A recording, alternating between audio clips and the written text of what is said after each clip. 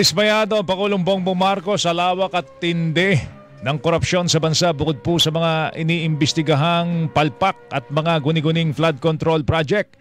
Ito'y matapos makita ng Pangulo ang mga reklamong ipinapadala sa Sumbong sa Pangulo website kung saan umabot na ito sa halos 12,000 reklamo.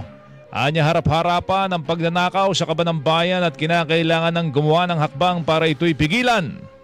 Nung ako'y gobernador, hindi ganito. At bukod pa sa laki ng halaga ng nakukuha ng kung sino-sino na tao na wala namang karapatan na bulsahin ang pera na yan, bukod pa ron ay hindi nila tinatago. Garapala na po. In your words, it's economic sabotage.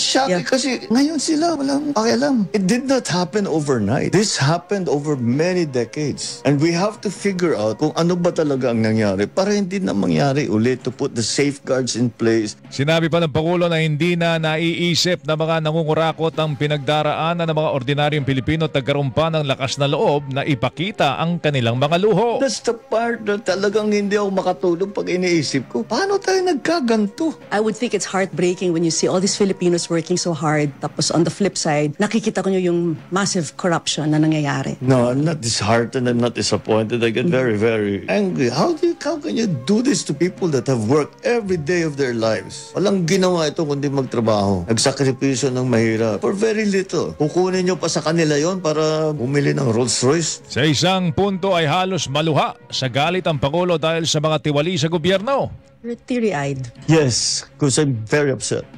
No, because I see people having a hard time. And and they don't deserve it. Mabuti mga kumasamang tao yan. Dapat parusahan. Hindi naman eh.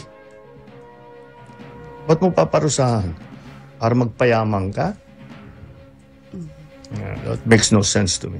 Samantala, sinabi ng Pangulong Marcos na wala siyang anumang pagsisisi na naging Pangulo siya ng bansa at maituturing itong pinakamalaking pribileyo para makapaglingkod sa taong bayan. Do you ever regret being president?